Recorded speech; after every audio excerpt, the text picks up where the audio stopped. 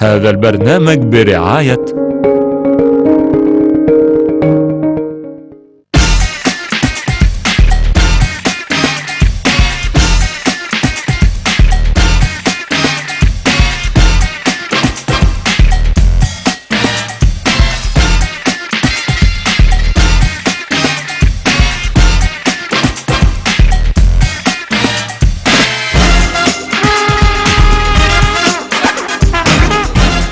هكون معاكم النهارده وريد كاربت جديد، ريد كاربت مختلف. الرواد في كل المجالات. هنكون مع النجوم واحلى النجوم اللي هنسعد بيهم النهارده، وهنعرف خبايا كتير عنهم. عيشوا معايا على ارض مصر. الرواد في الدوره الثانيه لتنشيط السياحه في مصر، بعد ما كان بيتعمل كل سنه في لبنان. السنه دي هو موجود في مصر، دعم من لبنان لكل المصريين. عيشوا معايا مع النجوم واحلى النجوم والرواد.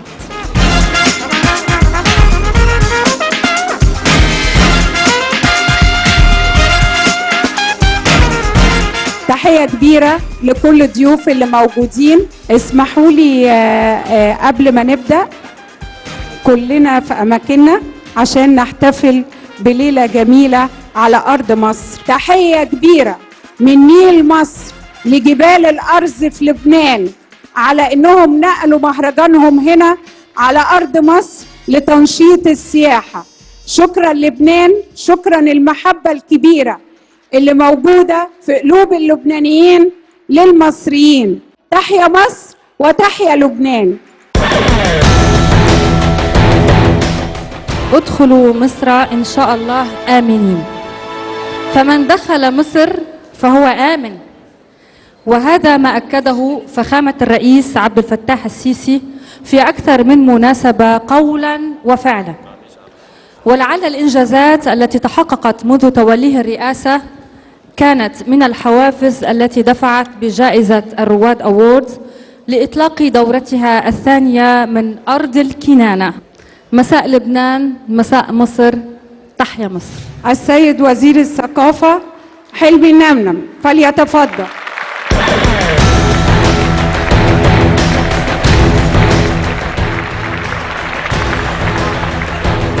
فليتفضل وزير الاستثمار للتكريم.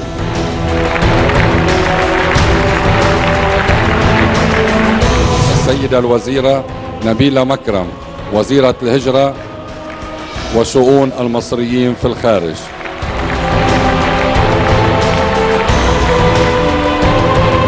سوف يستلم الجائزة عن وزير السياحة رئيس هيئة تنشيط السياحة المصرية الأستاذ سامي محمود. يتمتع بصفات القيادة والانضباط، من إنجازاته تأسيس أول مدرسة عسكرية بطور سيناء. إنه محافظ جنوب سيناء اللواء خالد فودة. تحية كبيرة للمحافظ خالد فودة، محب لمصر وللسياحة ولشرم الشيخ، وأجمل مكان في مصر شرم الشيخ.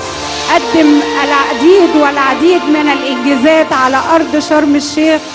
شكرا ليه لوطنيته وحبه لمصر وكل شيء جميل صنعه لمصر. تحية كبيرة سيادة المحافظ. بكل الحب والافتخار، أنا سعيد جدا إن أنا النهاردة مكرم، وسعيد جدا إن احنا يعني يتعمل هذا النشاط. بس كنت أود إنه يتعمل في شرم الشيخ يعني، بس معلش اللي جايات أكتر من رايحات إن شاء الله. أنا سعيد جدا وكل أمل إن شاء الله إن السياحة تعود وتعود أحسن مما كانت. الحمد لله المدينة نسبة الإشغال فيها كويسة مش وحشة، تعدت 35%.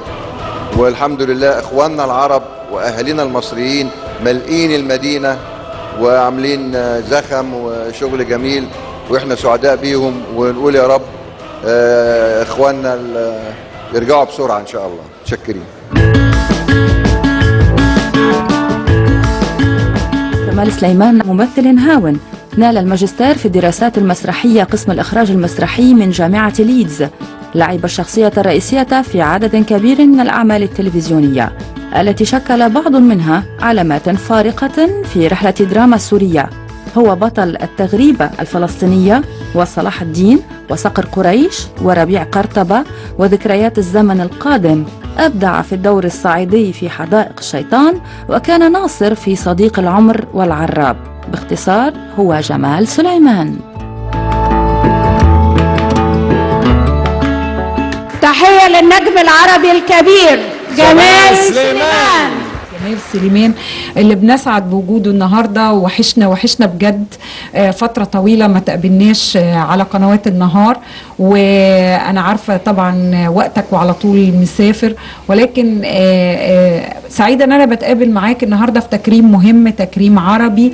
لحظه جميله هي تنشيط السياحه لمصر، ان مهرجان الرواد من لبنان بيتنقل على ارض مصر عشان يقف مع المصريين وينشط السياحه، وجايب كل ضيوف المهرجان من كل البلاد العربية.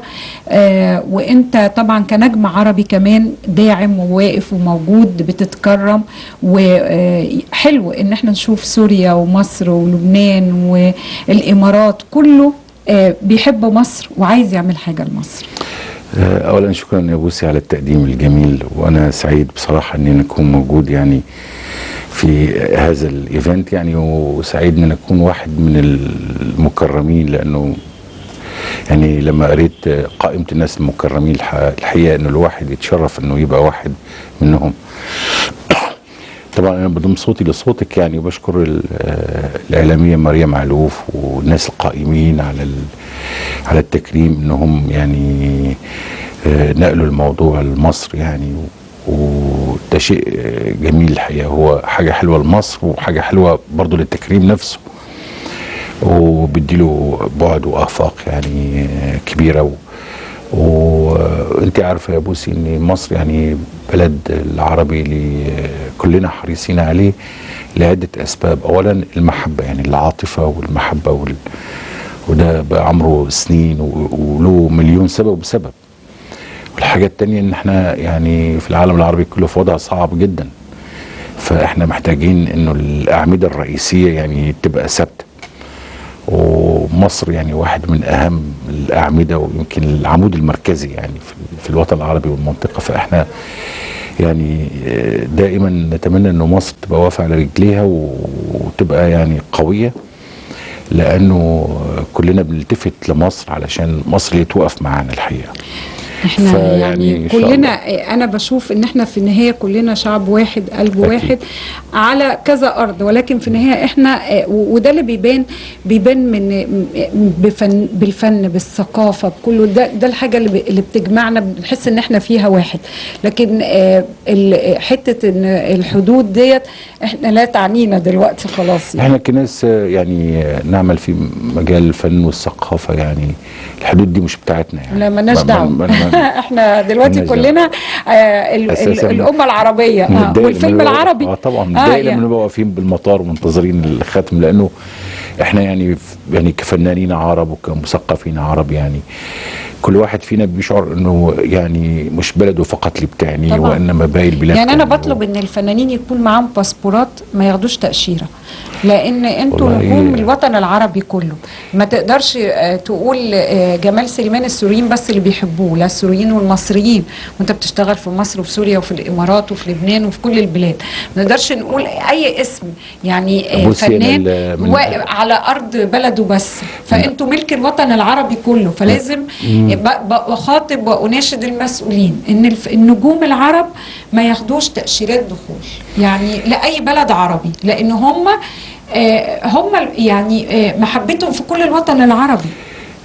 بصي انا من يعني شويه شهور كده يعني 4-5 شهور كنت بتكرم في مهرجان الدخله السينمائي في المغرب. والدخله دي يعني مدينه جنوب المغرب على البحر. وانا يعني رايح هناك وانا بسال نفسي يعني يعني هل انا يعني رايح للمكان المناسب والناس هتعرفني يعني يعني دي بلد هتحتفي محبة بيا. للفن جدا وبيعملوا استقبال رهيب. ذهلت يعني بكمية يعني المحبة والتقدير والمتابعة جدا. عند الناس. ده من أجمل المهرجانات. بالظبط. فأنا وطبعا يعني أنا أقل من غيري من الفنانين، يعني أنا رأيي إنه الفنانين العرب كانوا على الدوام سواء بالغنى ولا بالمسرح ولا بالسينما ولا بالتلفزيون. الحقيقة هم كانوا يمكن في كتير من المراحل كانوا يمكن الخيط الوحيد اللي ربطنا مع بعضينا، لأنه أنت عارفة الأحداث والسياسة أحيانا يعني بتقطع الخيوط. بفضل الفن هو اللي الخيط اللي رابطنا كلنا مع بعض. فأنا يعني أضم صوتي إلى صوتي. بس دول إخواتي وأنا اللي مربيهم. بصراحة كنت متخيل بعد كل اللي عملته عشانهم إنهم هيطيروا من الفرح لما يعرفوا إن أنا هتجوز. ما تنساش عرفان. طبعا مش ناسي. عارف مين اكتر واحدة هتفرح لك قوي؟ اكيد ريم. لا طبعا دلال. يا راجل بطل، انا في ايه وانت في ايه؟ وزراء السعادة في العالم كله هم الفنانين، هم اللي بيسعدونا. فأتمنى ان احنا نشيل التأشيرة منهم، لان هم اللي بيسعدوا الوطن العربي. ونرجع تاني كلمة الرواد تخوفك ان يقولوا خلاص رائد من الرواد، تقول لك انا كبرت، هو لا ايه، هو انا داخل على ايه دار المسنين. يعني كان زمان الناس يعني بتخاف من الكلمه دي. اولا يعني احنا يعني نرفع القبعه لرواد الفن العربي بصفه عامه، واسمحي لي يا بوسي يعني ارفع القبعه لرواد الفن السوري يعني طبعا بصفه خاصه، اللي هم اهل بلدي واللي لولاهم انا ما كنتش ولا غيري كان. أكيد. رواد شيء عظيم جدا، بس يعني هو المقصود في يعني المهرجان ده والتكريم ده مش الرواد بالمعنى العمر، لأنه ممكن البنت اللي اختاروها في الإمارات الآنسة الصغيرة دي 22 سنة الوزيرة دي اللي اختاروها وزيرة دي رائدة. رواد. دي رائدة. عندها 22 دي رائدة يعني. فممكن طفل صغير بكرة يعمل اختراع أو يطلع بفكرة جديدة يبقى رائد في هذه الفكرة. فيعني فهو التكريم الحقيقة معطى لناس يعني استطاعوا أن يعني يعملوا حاجة ليها دور قيمة الريادة في لحظة معينة. لأنه احنا يعني بعد الأجيال الأساتذة عندنا في سوريا العظماء يعني، فجيلنا الحقيقة اللي احنا يعني أول دفعات من خريجين المعهد العالي للفنون المسرحية. وطبعا في لنا زمايل يعني لينا ما كانوش يعني خريجين المعهد، بس طبعا احنا نفس الجيل. فزي ما الأساتذة الكبار دول عملوا يعني تأسيس عظيم ومشرف، بس أعتقد إنه الجيل بتاعنا عمل نقلة، يعني نقلة مهمة جدا في الدراما السورية، نقلة وخروجها للعالم العربي وخروجها لمصر وخروجها لكل يعني انتوا انطلقتوا، انتوا الجيل ده انطلق وفتح الدراما مش بس على ارض سوريا ولكن في كل الوطن العربي. من هذا المنطلق انا يعني اعتبر انه بسوريا يعني من جيلي والجيل اللي اكبر مني شويه واللي اصغر مني شويه في كذا رائد ورائده الحقيقه بيستحقوا التكريم. فانا انت يعني بتنوب عنهم النهارده باسم سوريا، لان هم مختارين من كل بلد حد يعني. فاحنا سعداء بوجودك النهارده. ويمكن كمان في خبر جميل، بدا جمال سليمان تصوير مسلسل مهم جدا جدا احنا في انتظاره، افراح القبه، هيكون على قنوات النهار للمخرج المبدع محمد ياسين، اللي انا بشوفه من اهم مخرجين السينما المصرية والدراما العربية. ويا بختك يا جمال يا بختك يا جمال بالعمل ده كورق وكاخراج وكمجموعة من الفنانين بتشارك فيه. طبعا يعني انا اعتقد ان ده هيبقى من اكبر واهم الاعمال في رمضان ان شاء الله، لانه فعلا في نخبة يعني من النجوم والنجمات الرائعين، نص رائع جديد يعني نادرا ما نقرأ يعني نصوص تلفزيونية في بهذا المستوى. المشكلة انه معظم النصوص التلفزيونية بقت تقليدية جدا، فيها عنصر الكسل. لكن يعني النص ده يعني الحقيقة مميز وجديد وفيه تكنيك شوية يعني غريب. فاحنا سعداء وبنصور والله ساعات طويلة. انا صورت حوالي 20 ساعة قبل ما اجي هنا. استمتعت بالشغل مع محمد ياسين مع المجموعة مع الورق؟ أستاذ محمد ياسين أستاذ. أنا بحب الشغل مع المخرجين اللي يعني إرضائهم مش سهل. وبيدققوا بالتفاصيل بيستفزوا وبيستفزوا دايما ليهم يعني طلبات وبعدين الميزه بالاستاذ محمد ياسين انه هو بيحب الممثلين، فهو مش عينه فقط على الكادر وعلى الاضاءه وعلى الجماليات اللي موجوده في الكادر، انما عينه بشكل اساسي على الممثل بيعمل ايه وبيدي ازاي. فهو عنده كنترول يعني جامد جدا من هذه الناحيه، وانا برايي انه دي يعني اهم ميزه في المخرجين العظام عبر التاريخ. اديك قصرت عليه سكه الكلام وعرفت السبب. عرفت؟ ايوه بس ايه؟ بس الدكتور حمدان بيغير مني وبيكرهني، واي حاجه كان قالها لسعادتك يبقى بيفتري عليا فيها. يعني انت ما عملتش سميته ايه ده؟ بحث توصف فيه اللي حصل؟ هكتب قبل ما تكمل، انا الكذب عندي زي الخيانه بالظبط. افراح القبه خدك من حدائق الشيطان الجزء الثاني، وهيتاجل لرمضان 2017 ان شاء الله.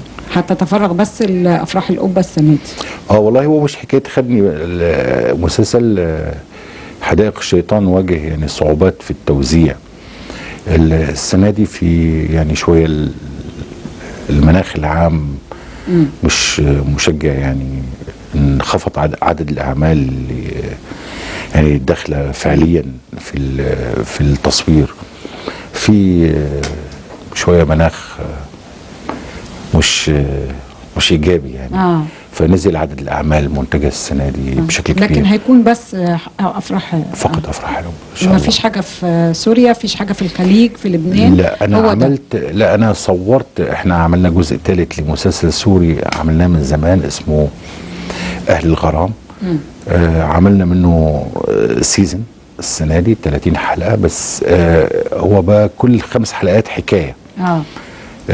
حكايه جديده مع مخرج جديد مع ابطال وممثلين وممثلات جداد يعني. فانا عملت واحده من الست الحكايه هم 6 حكايات في رمضان برضه اللي هينزل ده بره رمضان. يبقى رمضان السنه دي على نهار دراما فيها كل الحاجات الحلوه والمكسرات والاعمال المهمه جدا، هتكون حصري على النهار دراما، ومنها افراح القبه.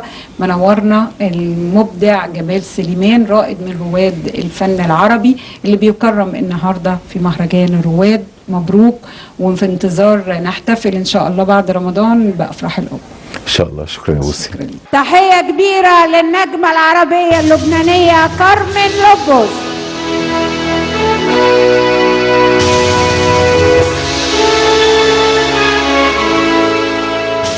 ورائدة من رواد الفن اللي بتكرم النهاردة وليها مكانة كبيرة في قلب كل لبناني، ودلوقتي أصبح ليها قاعدة عربية كبيرة في كل البلاد العربية وبالأخص مصر بعد الأدوار الجميلة اللي قدمتها من خلال الشاشات المصرية والعربية. كارمن لوبوس كانت معانا في الأقصر، أسعدتنا في لجنة تحكيم مهرجان السينما الأوروبية، والنهاردة مهرجان الرواد بيكرمها. سعيدة بوجودك معانا، وسعيدة اني بشوفك، كنت وحشاني بس دلوقتي شفتك في الأقصر والنهاردة في مصر. حبيبي شكرا على المقدمة الحلوة. وأنا كمان صار لي زمان ما شفتك، يعني بقالنا كتير وقت ما التقينا. مش أنا كمان اشتقت لك حبيبة قلبي.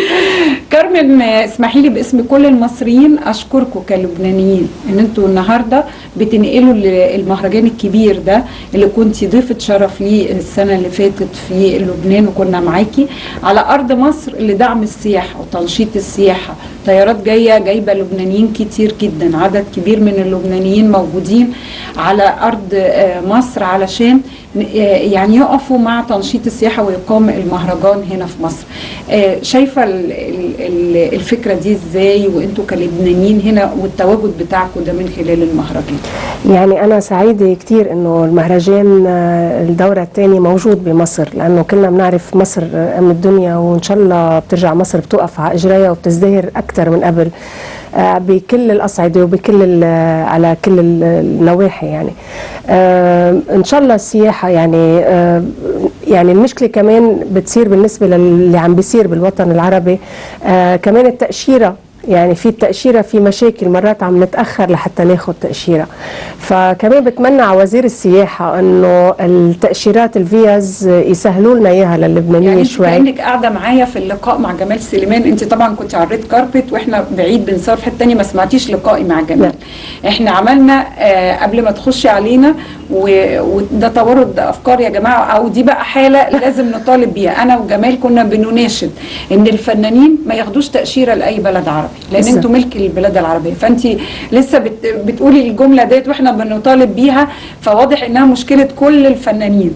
فانا بطالب مع جمال وبطالب مع كارمن، هي دخلت قالت الموضوع ده، ما كانتش تسمع لقائي مع جمال، ان يلغوا التاشيره لاي بلد عربي لاي فنان، لان الفنان ملك للوطن العربي كله. بالظبط. يعني كلام بجنن يعني. لا نحن بحاجه، لانه بالاخير فنانين وبيعرفونا، مش معقول نكون ارهابيين يعني. نعمل وقفه للفنانين في كل بلاد، يوم كده مطالبه الغاء التاشيره البلاد العربيه. طبعا والله ضروري.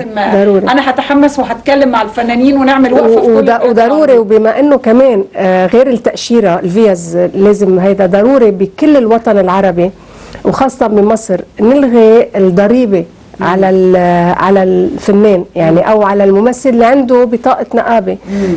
مش الضريبه اللي بتندفع على النقابه، لا نحن حق بالاخير. هاي المصاري اللي بتندفع على النقابه هي واجب، بس عم بحكي على الضريبه نكون يعني مثل الفنانين، مثل الممثلين المصريين، ما يكونش مدفع. النقاباء ما زيهم زي المصريين، ما بياخدوش عليهم ضرائب 2%. لو انت تبع النقابه ما فيش زيك بتدفعي زي الفنان المصري. لا ابدا، بدفع 20% ضريبه للدوله.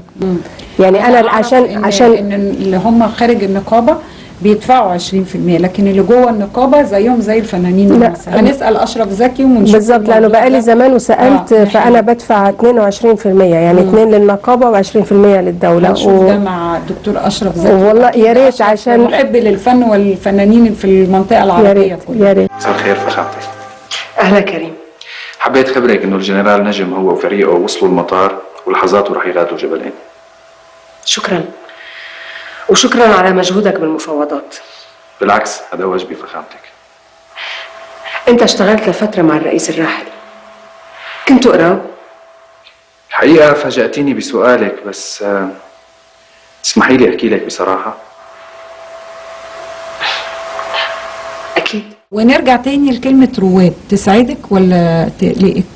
لا طبعا بتسعدني، انه هلا بتسعدني وبتخوفني، لانه بتعطيكي أنا رائده رائده في انا الرائده. بس انه شكرا لهال يعني ماريا، قد ايه عم تشتغلوا وقد ايه انت عم تشتغلي كمان بالنسبه لهذا الموضوع لترجعوا تفعلوا. وانا سعيده اكثر انه موجود في وحده عربيه موجوده بالقاعه هون، وهذا الشيء اللي نحن بنفتقده بوطننا، يعني انه بحاجه لهي الوحده العربيه. المغرب ولبنان وسوريا ومصر والاردن والامارات في احلى منها، والكويت، يعني في المنطقه العربيه كلها موجوده على ارض مصر. يا رب ترجع يتحدوا ويرجعوا يتفقوا لترجع يعم السلام بكل هالمنطقه، ونرجع نوقف على اجرينا وبدون تاشيرات اكيد، وبدون ضرائب. بدون ضرائب. والتسهيل للفنانين، دول سفراء السعاده يعني، مش في وزراء السعاده، دول سفراء السعاده يعني. حبيبي وجودك. شفتي الاقصر ازاي؟ انبسطتي؟ زرتي المعابد ولا كانش في وقت مشاهده الافلام خدتك؟ هلا مشاهده الافلام كانت كثيره، يعني كان في افلام كثيره. لا شفت المعابد. الاقصر بلد جميل جدا، يعني الخضار اللي موجود فيه، الناس. انا بالنسبه لي هاي الابتسامة الموجودة على الناس اللي كل وقت بحيوك هيك في فرحة، هاي أحلى شيء. أنا كانت بالنسبة لي والتأس يعني، وكلنا بنعرف إنه كل شخص مريض إذا بيروح الأقصر بيشفى. فأنا كان في طاقة إيجابية كتير بالأقصر، ده حقيقي. وأنا كنت سعيدة بوجودي هونيك. الأسوان ما قدرت أروح، كنت حابة أزورها، بس إن شاء الله الرحلة الجاية إن شاء الله. إن شاء الله يا رب. أكيد الله. أكيد. رمضان على الأبواب، والدراما الرمضانية بتحلى بكرم اللبس. إيه الجديد؟ ان شاء الله عندي لرمضان، قبل رمضان عندي عمل في لبنان اسمه خفايا المدينه. بيتكلم على الخفايا الموجوده في المدينه في مدينه يعني في مدينه بيروت. وان شاء الله حيكون عندي عمل في رمضان اسمه وعد مع النجمه الكبيره مي عز الدين. ان شاء الله. يعني عندك عمل لبناني وعمل مصري. العمل اللبناني دلوقتي، بس العمل المصري لرمضان. شايفه الدراما اللبنانيه دلوقتي بقت متواجده وبتاخدوا جوائز وبدات تنطلب على القنوات الفضائيه، ويمكن انت كنت واحده منهم، انت وسيرين عبد النور اللي حضرتوا النقله ديت وخروجها وتواجدها على الساحه العربيه. شايفاها ازاي؟ وهل شايفاها بتستمر وبتزداد، ولا شايفه ايه الفتره اللي جايه؟ لا، بتمنى انه نرجع تطلع، يعني نحن عم بيكون في بان ارب اكثر، يعني عم بيكون في تواجد، مش بس مسلسل لبناني، يمكن عم بيكون في عرض ثاني على الفضائيات، بس انا بتمنى لاحقا يكون يصير في عرض اول مثل ما كنا زمان بالسبعينات، كان يبقى المسلسل المصري والمسلسل اللبناني هو الموجود بكل الوطن العربي. فبتمنى يرجع لبنان يوقف على اجريه من خلال المسلسلات، ويكون في نصوص جيده تقدر تنقل وتخلي بكل الشعوب تحب مسلسلاتنا. اكيد، والا دلوقتي ما كانتش يعني قنوات كتير بتدور عليها وبتشتريها، وكمان بقى في منتجين لبنانيين عاملين برضو التوليفه العربيه اللي هي موجوده دلوقتي بره، عند نجوم من لبنان ومن مصر ومن سوريا، وبيبقى العمل عربي، مسلسل عربي بيجمع المنطقه العربيه كلها. ان شاء الله ان شاء الله. بقول لك الف مبروك، وسعداء بوجودك معانا النهارده، ودايما رائده من رواد الفن المحترم الجميل. في انتظار عملين ليكي، واحد لبناني واحد مع مي عز الدين ان شاء الله في رمضان، والف مبروك. ميرسي، شكرا.